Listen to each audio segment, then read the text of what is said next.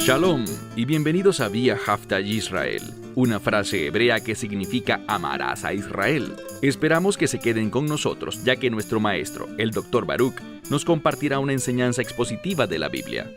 El Dr. Baruch es profesor titular del Instituto Zera Abraham, con sede en Israel. Aunque todos los cursos en el instituto se imparten en hebreo, el Dr. Baruch se complace en compartir esta enseñanza en inglés con doblaje al español. Para más información, visítenos en amarasaisrael.org o descargue nuestra aplicación móvil Mi Estudio Bíblico. Aquí está Baruch y la lección de hoy. En la lección de hoy, vamos a concluir la versión de Lucas del discurso del Monte de los Olivos. Cuando comparamos la versión de Lucas con la de Mateo, encontramos que Mateo es mucho más extenso al hablar sobre las diferentes cosas que sucederán en los últimos días. Además de diferentes, podríamos decir también cosas adicionales que van a suceder. Pero en esta escritura vamos a ver algo. En la versión de Lucas, al concluir, él regresa, como lo hace Mateo, para impartir una enseñanza a los discípulos acerca de su posición, de cómo deben pensar, que deben ser vigilantes y prestar atención a los acontecimientos que sucederán en los últimos días. Vamos a ver que hay dos palabras adicionales que el Mesías dice aquí para ayudarnos a entender lo que Él espera de los creyentes en los últimos días. Así que dicho esto, toma tu Biblia y ve conmigo al libro de Lucas, capítulo 21, y vamos a comenzar en el verso 29. Evangelio de Lucas, capítulo 21, versículo 29. Recordemos que en la última lección nos enfocamos en lo que le sucederá en la tierra de Israel al pueblo judío en los últimos días. En todos los relatos queda claro que el peor tiempo de sufrimiento para el pueblo judío será al final de esta era, poco antes de la segunda venida. Pero ahora volvemos nuestra atención a lo que Él quiere enseñar a los creyentes para que sepamos sobre nosotros mismos y sus expectativas para el cuerpo de creyentes. Así que comencemos. Leamos juntos el versículo 29 que dice: «Y les dijo una parábola a ellos». Es una parábola relativamente corta. Él simplemente dice: «Mirad, la higuera». Aprendemos de Oseas que la higuera es, en efecto, Israel. Y es interesante porque esto es algo adicional y diferente que encontramos en el Evangelio de Lucas, porque aunque en Mateo él también manda a los discípulos a mirar la higuera, aquí él dice algo diferente en Lucas, porque también agrega, «y todos los árboles». ¿Cuál es el propósito de eso? Que no solo se observe a la higuera, sino a todos los árboles. Y la palabra árboles se refiere a personas, o yo diría en este caso, a las naciones.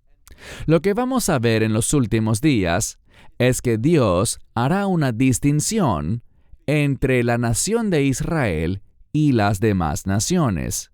Y creo que es algo que vemos hoy. Vemos mucha enemistad en todo el mundo, antisemitismo en otras palabras, contra la nación de Israel. Vemos que las Naciones Unidas, por ejemplo, trata a Israel de manera muy diferente a cómo tratan a cualquier otro país miembro. Y simplemente deberíamos entender por esa situación que a esto es a lo que se refiere el Mesías. Cuando veas esta distinción y cuando veas este odio y antisemitismo y anti-israelismo en el mundo, deberías saber algo, y Él nos dirá claramente de qué se trata. En este pasaje, sigue leyendo. Él dice en esta misma sección: «Mirad por vosotros mismos». Ese es un modismo que significa que mientras observan y vigilan a la higuera, es decir, a Israel, y a todas las demás naciones, mientras observan por ustedes mismos, es decir, deben vigilar, entendiendo que la distinción que se marcará entre Israel y las naciones será para su beneficio. Así que dice, mirad por vosotros mismos y sabed que ya ahora el verano se acerca. Lo importante aquí es que hay un juego de palabras que nos perdemos cuando lo traducimos del hebreo. Atención, no estoy diciendo que los evangelios o cualquier parte del Nuevo Testamento haya sido escrita originalmente en hebreo. Lo que estoy diciendo es que cuando el Mesías estaba hablando, basándome en algo que aprendemos aquí, creo con plena firmeza que él estaba hablando en hebreo. ¿Por qué lo digo? Porque la palabra para verano en hebreo es la palabra kaitz. Y cuando miramos otra palabra, ketz, es muy parecida en cuanto a cómo se escribe. Solo hay una letra de diferencia. A veces se trata de una letra que se marca como una vocal. Podríamos decir que son muy similares y es un juego de palabras. Él está diciendo aquí, mirad la higuera y verán algo. Sabrán que cuando el verano se acerque, serán capaces de percibirlo. Y de igual manera, cuando observen a Israel, sabrán que el fin está cerca. ¿De qué fin está hablando? Bueno, podríamos responder eso de dos maneras. Podríamos decir que es el fin de la era de la iglesia, y sabemos cuándo sucederá eso, poco antes de que comience la ira de Dios. Pero también está el fin de este mundo. Este mundo llegará a su fin y veremos que tres cosas van a pasar. La primera es que Dios llamará a su Hijo para que venga de nuevo, y me refiero específicamente a su segunda venida. En esa segunda venida, aprendemos de Mateo y también de Marcos que habrá una señal para la segunda venida, y esa es que tanto el sol como la luna se oscurecerán. Sabemos que el sol se volverá negro como silicio, y la luna no dará su luz, porque ella obtiene su luz del sol. ¿Y cuándo sucederá eso? Habrá oscuridad cuando el Hijo del Hombre regrese. Y lo que debemos aprender aquí es que esto habla de su segunda venida. ¿Cuándo regresará el Mesías? No para la segunda venida, sino para el arrebatamiento. Bueno, he dicho esto muchas veces. El rapto ocurrirá antes de que comience la ira de Dios. Y la señal de esto es similar, pero diferente. Lo que quiero decir es que, de nuevo, el sol se volverá negro como silicio, así que el sol no dará ninguna luz, no emitirá luz alguna. Pero la diferencia está en la luna. La luna será roja como sangre. ¿Cuándo?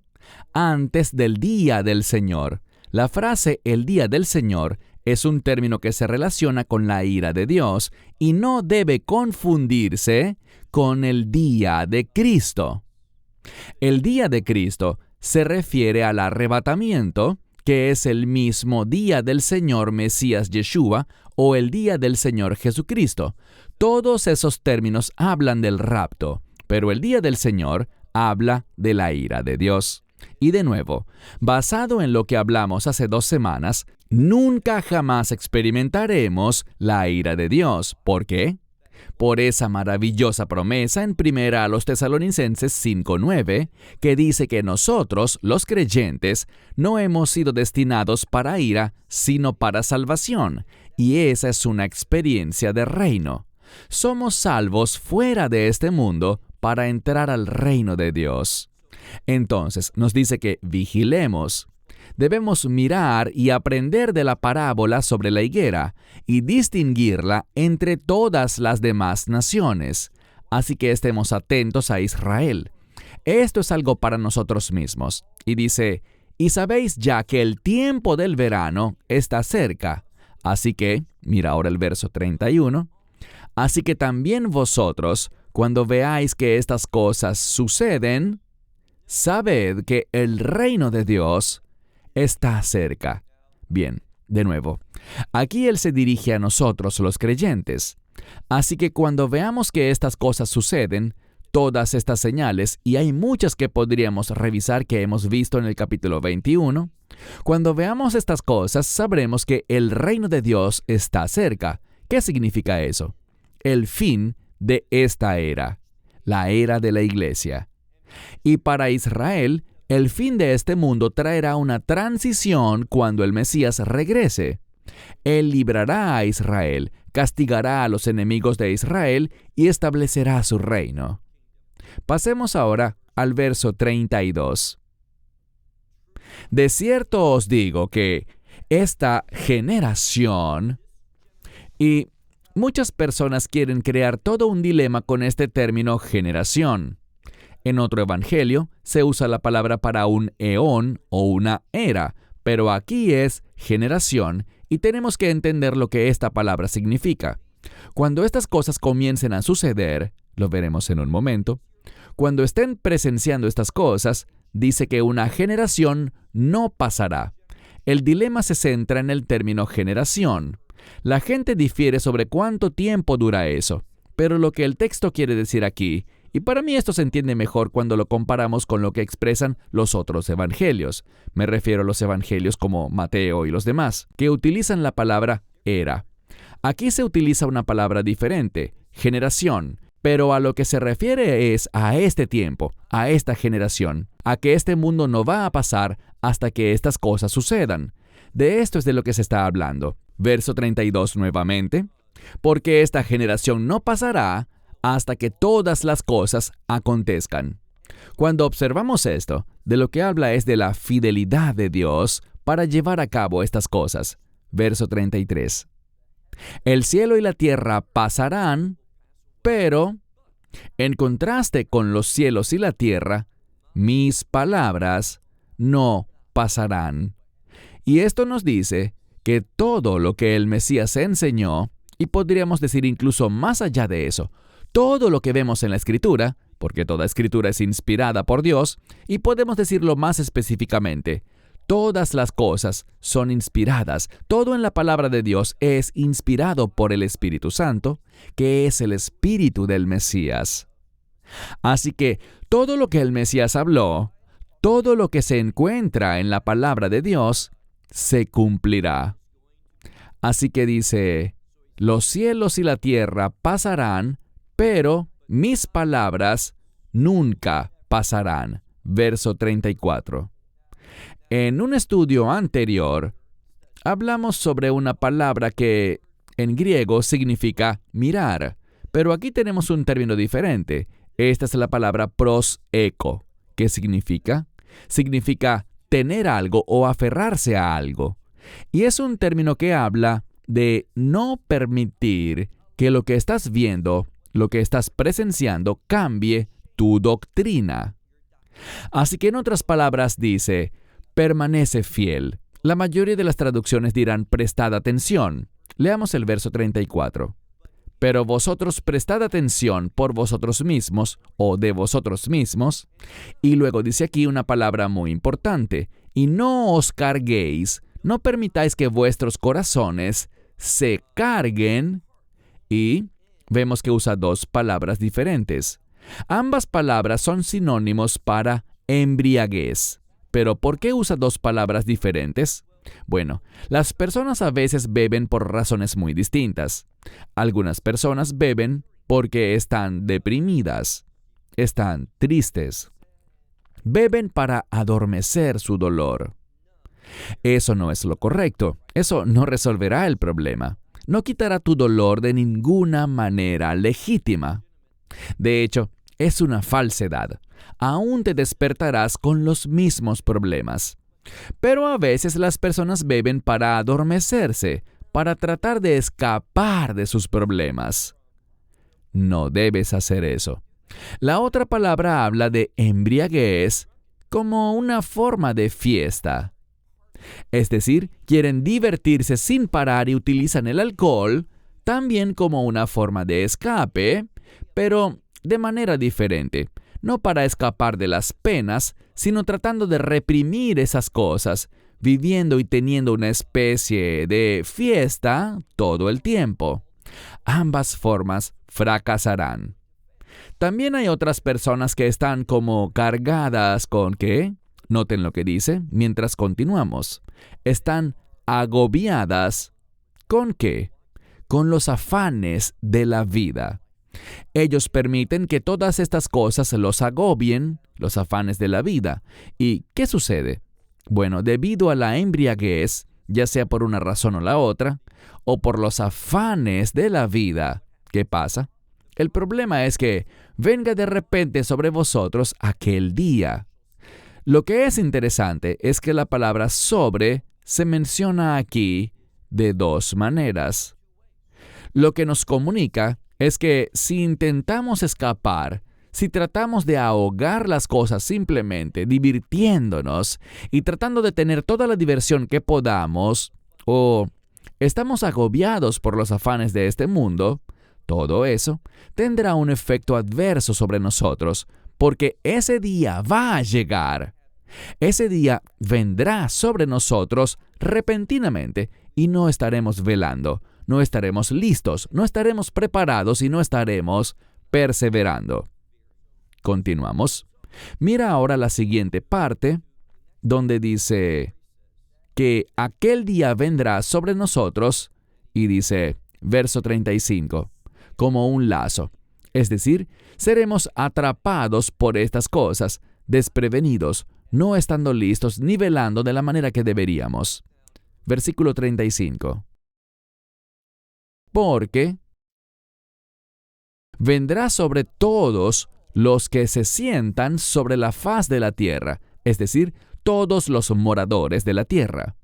La implicación aquí es la siguiente: no podrás escapar lo que va a suceder. No hay nada que puedas hacer para evitar la realidad de que si estuvieras vivo en ese tiempo, en los tiempos del fin, en los últimos días, estas cosas serán inevitables. Ellas van a suceder. Y la pregunta es esta: ¿estamos listos? ¿Estamos preparados? E insisto, Él nos ordena a velar con la palabra griega blepo. También nos dice presten atención con la palabra griega prosteko. Y muy pronto usará otra palabra que es probablemente la más informativa de todas. ¿Cuál será? Bueno, Él acaba de decirnos que esto viene sobre todo el mundo y sobre todos los moradores en toda la faz de la tierra. Y noten lo que dice en el verso 36, una palabra muy importante. Ahora, esto usualmente se traduce igual como velad, pero es una palabra del mundo militar. Cuando la examinamos y vemos cómo se usa en la cultura griega, significa velar, pero específicamente estando atentos al enemigo. Es una palabra que se usa para decirnos que un peligro se aproxima. Hay un enemigo que viene a destruir. Él viene con el propósito de actuar contra nosotros como un adversario. Él quiere traer adversidad a nuestra vida. Él es el diablo, la serpiente antigua, el acusador, y viene contra nosotros, así que debemos estar velando por su llegada. ¿Y cómo lo hacemos? Bueno, el anticristo recibe todo su poder y autoridad de Satanás. Y, por lo tanto, podemos pensar en el anticristo como una especie de Satanás encarnado. Y somos llamados a estar atentos ante ese enemigo. Noten lo que dice. Por tanto, velad en todo tiempo y orad con el fin de que, bien, dependiendo de la versión de tu Biblia, hay dos posibilidades de lo que tu texto vaya a decir aquí. Si estás siguiendo el Nuevo Testamento griego de Nestle Aland, sobre el cual se basa la mayoría de las Biblias modernas, dice en este pasaje que deberías estar velando. ¿Por qué? Bueno, dice, velad en todo tiempo y orad para que sean capaces de escapar. Pero lo interesante es que en el Textus Receptus, que es el Nuevo Testamento griego que yo estoy leyendo ahora mismo, dice algo diferente. Es una palabra diferente. No se trata de tener la capacidad de escapar, sino que se trata de ser hallados dignos. Dice, para que seáis dignos de huir de todas estas cosas que están a punto de suceder y de estar en pie delante del Hijo del Hombre. Bien, ¿de qué está hablando aquí? ¿Cómo huimos de estas cosas? ¿Cómo somos considerados dignos? ¿Sabes qué te hace digno? no es nada que tú puedas hacer. La dignidad ante Dios se encuentra por medio de la gracia de Dios, se encuentra en la suficiencia de la cruz. Así que es cuando aceptas el mensaje del Evangelio que serás hecho digno y serás capaz de huir de la ira de Dios. Porque el Mesías descenderá, Él vendrá con voz de arcángel y con trompeta de Dios para reunirnos con Él. Él es quien hace la obra. Él nos reunirá y nos tomará, nos arrebatará rápidamente en un abrir y cerrar de ojos y nos dotará de un cuerpo nuevo, mediante el cual definitivamente por medio de Él y su palabra seremos hallados dignos. Dignos de escapar, como dice aquí, dignos de huir de todas estas cosas que están a punto de suceder y de estar en pie delante del Hijo del Hombre. Mira ahora el verso 37. ¿Qué estaba haciendo el Mesías? Bueno, como veremos en el próximo capítulo 22, todo se moverá a un contexto de Pascua, de aquella redención y aquel pago que el Mesías realizó en la Pascua por tus pecados y mis pecados. Así que sabiendo que se acercaba el final de su tiempo, Él estaba hablando de los últimos días, hablando de esa transición entre este mundo y el establecimiento del reino de Dios. Y por lo tanto dice, verso 37, pero Él estaba en los días, es decir, durante esos días, en el templo, ¿haciendo qué? Enseñando. Pero en las noches, ¿qué hacía?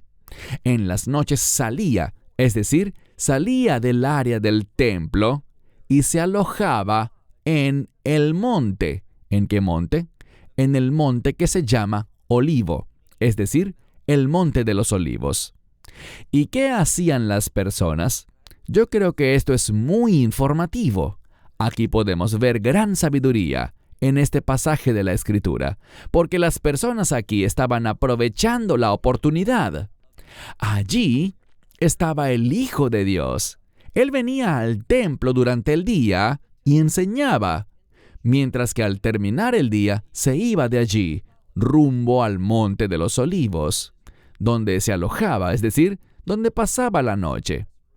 ¿Y qué hacía el pueblo? Versículo 38. Dice que todo el pueblo. Y lo que me parece tan fascinante de todo esto es que habla de todo el pueblo. Toda la gente quería escucharlo. Todos sabían la importancia que tenía. Ahora, si aplicaban o no aplicaban sus palabras a su vida era decisión de cada quien. Pero todo el pueblo entendía la importancia de lo que él estaba diciendo. Leamos el verso. Y todo el pueblo hacía algo. Se levantaba hacia él. Es decir, se levantaban temprano con el propósito de ir a él, al templo. ¿Para qué? Para oírlo. Algo muy importante en este pasaje es que vemos una redundancia. Dice que se levantaban hacia él con el fin de ir al templo y oírlo a él. En griego, no necesitamos tener esa mención de él dos veces. Con una basta. Pero está allí para enfatizar que ellos actuaban de una forma que demostraba un compromiso con él. Por eso quiero hacerte una pregunta muy importante, y es la siguiente. Cuando las personas miran tu vida, ¿pueden ver que tienes un compromiso con Él? ¿Que Él es el fundamento de tu vida y el énfasis en tu vida? ¿Y le estás escuchando a Él? Aunque aquí estamos leyendo en griego, creo que este término para escuchar aquí está muy relacionado con la palabra hebrea lishmoa, sobre la que se basa la conocida oración Shema, que significa escucha, pero no solo escucha, significa escucha, pero frente a eso que escuches, eres llamado a responder. Y la razón por la que estamos estudiando la Escritura, libro por libro, capítulo por capítulo, verso por verso, e incluso palabra por palabra, es porque tú necesitas escucharlo a Él. no a mí ni a otra persona. Tú debes escuchar y basar tu vida en lo que lees en este libro. Y te garantizo algo. Si haces eso, si demuestras un compromiso con la palabra de Dios, con las enseñanzas del Mesías, con la verdad de la doctrina de los apóstoles, con toda la Escritura, si basas tu vida en la verdad bíblica, estarás posicionado en un buen lugar, en un lugar de fe, donde tendrás un testimonio agradable a Dios. Y esa Escritura que dice, cuando venga el Hijo del Hombre, ¿hallará fe en la tierra? Si has estudiado griego, sabrás que ese término que él usó allí nos deja ver que él espera una respuesta negativa ante esa pregunta, que no hallará mucha fe en la tierra, pero debemos ser la excepción. Somos llamados a ser un pueblo especial, ese Am Sigulá, como dice Éxodo 19:5, un pueblo que es un especial tesoro. ¿Y cómo nos convertimos en ese especial tesoro?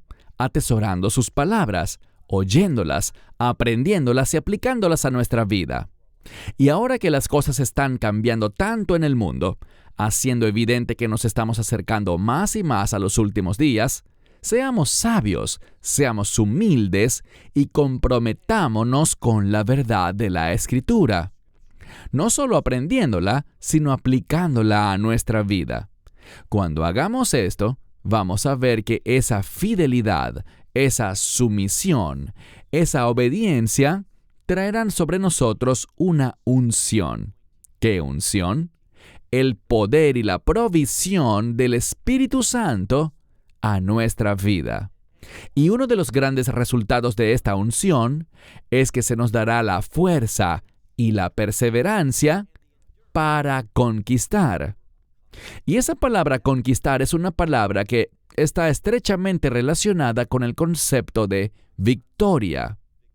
Cuando soportamos, perseveramos y conquistamos, lo que estamos haciendo es avanzar hacia la victoria. ¿Qué tipo de victoria? Una victoria de reino.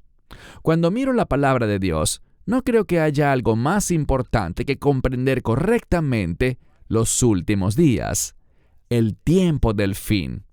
Debemos escudriñar la Escritura para que conozcamos la verdad y así podamos demostrar la verdad a la luz del regreso del Mesías, porque queremos ser siervos que le agraden a plenitud.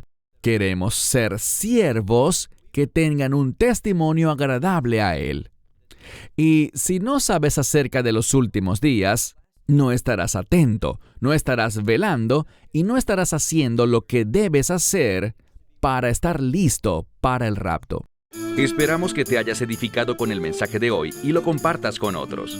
Te invitamos a seguir nuestros estudios cada semana por este canal y por el portal de YouTube de Amarás a Israel. También puedes descargar nuestra aplicación móvil gratuita, Mi Estudio Bíblico. Finalmente, para obtener más información sobre nosotros, visita nuestra web amarasaisrael.org, donde encontrarás otras conferencias de Baruch en audio, video y texto. Hasta el próximo programa. Que el Señor te bendiga en Yeshua HaMashiach, Jesús el Mesías, mientras caminas con Él. Shalom desde Israel.